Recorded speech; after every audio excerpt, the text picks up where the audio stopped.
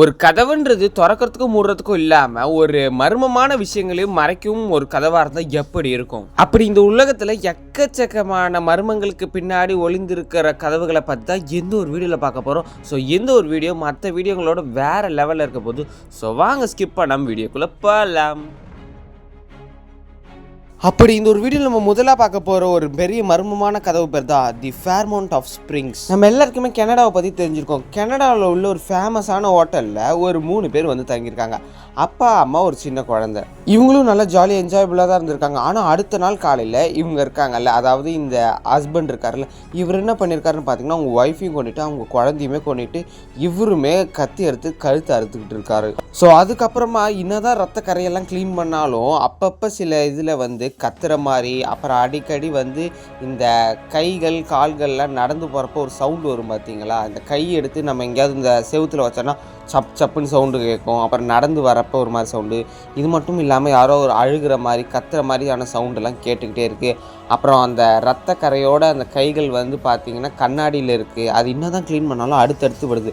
இது வந்து பார்த்திங்கன்னா அந்த ஒரு கனடாவில் உள்ள ஹோட்டலில் ரொம்பவும் பெரிய விஷயமாயிருக்கு. ஒரு பெரிய ஹோட்டலில் நடந்த ஒரே ஒரு ரூமில் நடந்த சம்பவம் இப்போ அந்த ஒரு ஃப்ளோர் ஃபுல்லாக பேய் பங்களா அப்படின்னு சொல்லப்படுது. அது மட்டும் இல்லாமல் இந்த ஒரு ஹோட்டல் வந்து எங்கே இருக்குன்னு பார்த்திங்கன்னா கனடாவில் ரொம்பவுமே தனிமைப்படுத்தப்பட்ட ஒரு ஹோட்டலாக தான் இருக்குது. மலைப்பகுதிகளுக்கு மேலே இருக்குது. ரொம்பவுமே குளிரான பகுதிகளுக்கு மேலே இருக்கிறதுனால இந்த ஒரு ஹோட்டல் ஐசோலேஷன் ஹோட்டல் அப்படின்றாங்க. அது மட்டும் இல்லாமல் ஒரு ரூமில் நடந்த சம்பவத்தினால இப்போ நிறையா ரூம், அதாவது இந்த ஹோட்டலே க்ளோஸ் பண்ணுற அளவுக்கு சம்பவம் நடந்துகிட்டு இருக்கு. அடுத்ததாக இந்த ஒரு வீடியோவில் நம்ம ரெண்டாவதாக பார்க்க போகிறது தி சாட் வீலிஸ் பங்கர். பேர் தப்பாக சொல்லியிருந்தா கீழே ஸ்பெல்லிங்கோட வருது, மன்னிச்சுக்கோங்க. பங்கர் அப்படின்றது ஒன்று கேள்விப்பட்டிருப்பீங்க. அதாவது ஒரு பெரிய பெரிய விஷயங்கள் ஊரில் நடக்கிறப்ப, அதாவது அந்த உலகம் அழியிறப்ப, இல்லைன்னா ஒரு பெரிய பிரச்சனை வரப்போ, சுனாமி அந்த மாதிரி வரப்ப, பங்கர் அப்படின்றது ஒரு அண்டர் கிரவுண்டில் செட் பண்ணப்பட்ட ஒரு பெரிய ஒரு ஸ்பேஸ்ன்னு சொல்லுவாங்க.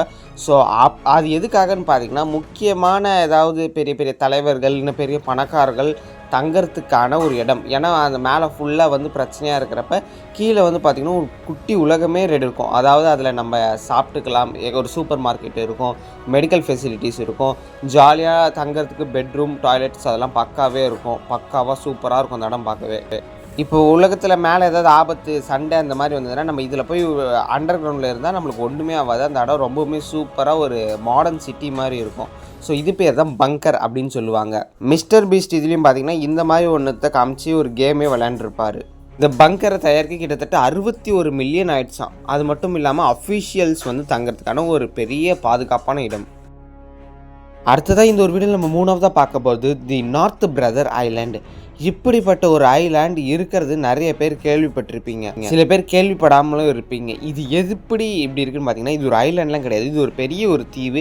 இங்கே ஏற்கனவே மக்கள்லாம் வாழ்ந்துருக்காங்க. இது ஒரு பெரிய ஒரு நகரமாகவே இருந்திருக்கு. ஆனால் இப்போ பார்க்க ஏதோ ஒரு பேய் படத்தில் எடுக்க வர கிளைமேக்ஸ் மாதிரி தான் அது இருக்கும். ஏன்னா ஏன் இப்படி இந்த ஒரு இடம் இப்படி ஆச்சுன்னு பார்த்தீங்கன்னா இந்த ஒரு இடத்துல இருந்து எல்லா மக்களுமே வெக்கெட் ஆகி போயிருக்காங்க. ஸோ இந்த ஒரு நகரம் வந்து பார்த்திங்கன்னா ரொம்பவுமே ஒரு அழகான மகிழ்ச்சியான ஒரு இடமா இருந்திருக்கு. ஆனால் இப்போ அந்த ஒரு தீவுக்கு போகிறதுக்கு யாருக்குமே அஃபிஷியலாக என்ட்ரி கிடையாது. முக்கியமாக இந்த இடத்துக்கு நீங்கள் போயே ஆகணும் அப்படின்னா உங்களுக்கு எக்கச்சக்கமான பர்மிஷன்ஸ், அது மட்டும் இல்லாமல் எக்கச்சக்கமான பாதுகாப்பு தேவை. அதாவது இப்போ இந்த ஒரு இடத்துக்குள்ளே ஹியூமன்ஸே அலோடு கிடையாது அப்படின்றாங்க. இது ஏன்னு பார்த்தீங்கன்னா அந்த இடத்துல கொஞ்சம் வருஷத்துக்கு முன்னாடி பயங்கரமான மர்மமான டெத்தெல்லாம் இருக்குது. ரொம்பவுமே ட்ராஜடிக்கலான டெத்தெல்லாம் நடந்திருக்கு. ஸோ யாருமே கன்னெல்லாம் வச்சு ஃபயர் பண்ணல. ஸோ ஒரு மர்மமான முறையில் எல்லாம் கொஞ்சம் கொஞ்சமாக சாவாங்க. அதை பார்த்து பயந்துட்டு அந்த ஊர் மக்கள் வந்து அந்த ஊர்லேருந்து யாரும் இருக்கக்கூடாது அப்படின்னு சொல்லி அந்த ஊர்லேருந்து எல்லாரும் கிளம்ப ஆரம்பிச்சிட்டாங்க. ஸோ இப்போ அந்த ஊரை பார்க்குறப்ப உங்களுக்கு ரொம்பவுமே பயங்கரமாக இருக்கும். மோஸ்ட்லி எல்லோரும் இப்படி தான் சொல்லுவாங்க. ஆனால் அது உண்மையான கதை என்னன்னு பார்த்தீங்கன்னா இது வந்து இப்போ ஒரு பேர்ட் சாங்சுரி ஆகிடுச்சு. அது மட்டும் இல்லாமல் இங்கே போகிறதுக்கு யாருக்கும் அலோடு கிடையாது. ஆனால் சில பேர் என்ன சொல்கிறாங்கன்னா இங்கே நிறைய டெத் ஆனதும் அதனால் மக்கள் வெளில போனதாகவும் சொல்கிறாங்க. ஆனால் உண்மையான கதை வந்து பார்த்திங்கன்னா இது வந்து ஒரு பெரிய ஒரு ஹாஸ்பிட்டலாக இருந்திருக்கு. அதாவது இந்த குவாரண்டைன் டிசீஸ் எல்லாம் சரி பண்ணுறதுக்கான ஒரு ஹாஸ்பிட்டலாக இருந்திருக்கு.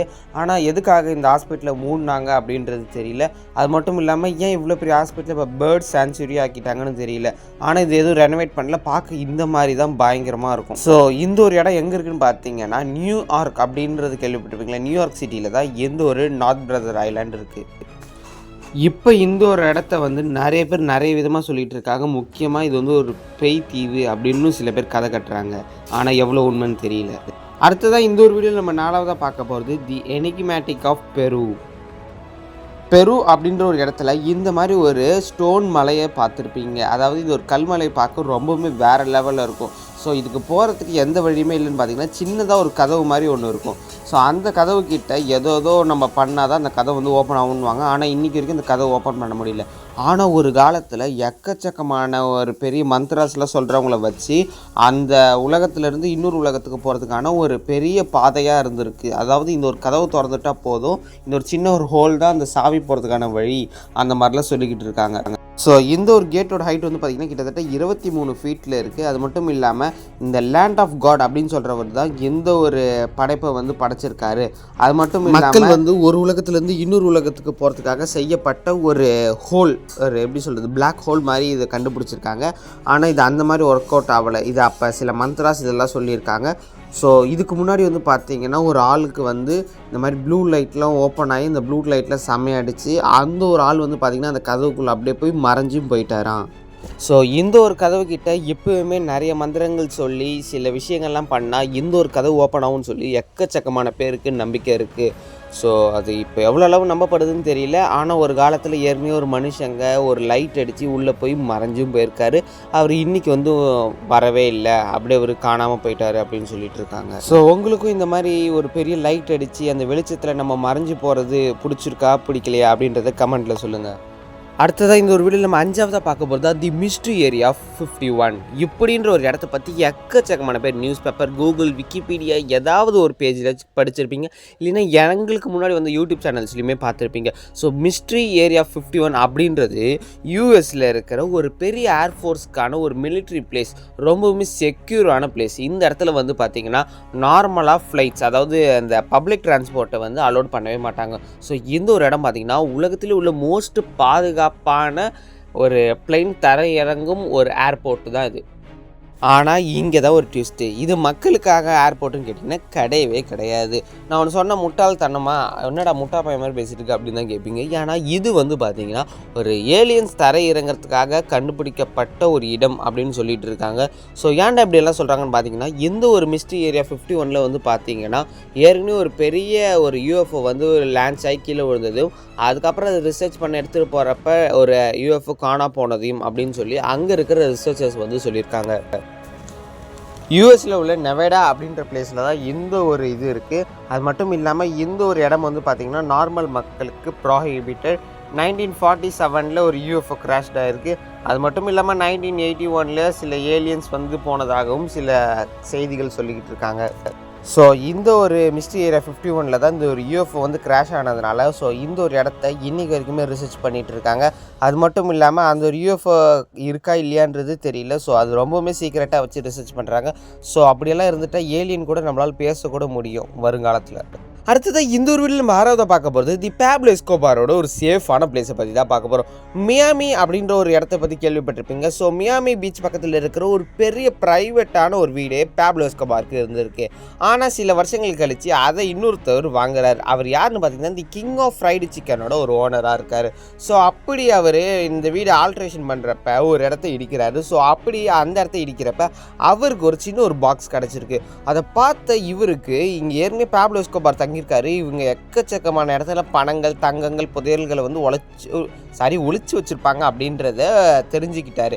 ஸோ அப்படி அப்போ அந்த ஒரு பாக்ஸை பார்த்தோன்னே இவருக்கு கை காலெலாம் சும்மா நிற்கவே இல்லை, சும்மா ஜாலியாக இருக்கார். ஏன்னா அந்த ஒரு பாக்ஸுக்குள்ளே கன்ஃபார்ம் வந்து அவர் நினைக்கிறதோட எக்கச்சக்கமான அளவுக்கு பணம் கிடைக்கும். ஏன்னா அது வந்து ஒரு சின்ன வைரகமாக இருக்கலாம், இல்லைன்னா கோல்டு, இது ஏதாவது இருக்கலாம். ஏன்னா பேப்லோ எஸ்கோபார் இதுக்கு முன்னாடி வந்து கடத்தல் இந்த மாதிரிலாம் பண்ணிகிட்டு இருக்கப்ப அவர் நிறைய சம்பாதிக்கவும் செஞ்சுருப்பார். ஸோ அது கூட இதில் இருக்கும். ஸோ இதை கிடச்சவருக்கு செம்ம இன்டர்வியூலாம் கொடுத்து இந்த மாதிரி எனக்கு ஒரு விஷயம் கிடச்சிருக்கு, இந்த மாதிரி நான் இந்த வீடு ஃபுல்லாக தேட போகிறேன் அப்படின்ற ஒரு விஷயத்தையும் மக்களுக்கு சொல்கிறாரு. ஸோ அதுக்காக இந்த வீடு ஃபுல்லாக வந்து பார்த்திங்கன்னா தேடி இந்த சல்லடை போடுவாங்கன்னு அதுதான் அங்கே நடந்துக்கிட்டு இருக்கு. ஸோ பேப்லோ எஸ்கோபாரை பற்றி கன்ஃபார்ம் நம்ம கேள்விப்பட்டிருப்போம். அப்படி கேள்வி பண்ணினாலும் அவர் ஒரு பெரிய ஒரு கேங்ஸ்டர், ரொம்பவுமே ஒரு சூப்பரான ஆள்னே சொல்லலாம். ஸோ இந்த வீடியோ இதோட முடிச்சுக்கிறேன். இந்த வீடியோ பிடிச்சா லைக் பண்ணி ஷேர் பண்ணி மறக்காம நம்ம சேனலையும் சப்ஸ்கிரைப் பண்ணுறேன். இன்னொரு சூப்பர்வான வேறு லெவல் வீடியோவில் உங்களை சந்திக்கிறேன். அதுவரை உங்களிடமிருந்து நான் வீடியோ பெறுகிறேன். நன்றி, டாடா, பை, see you.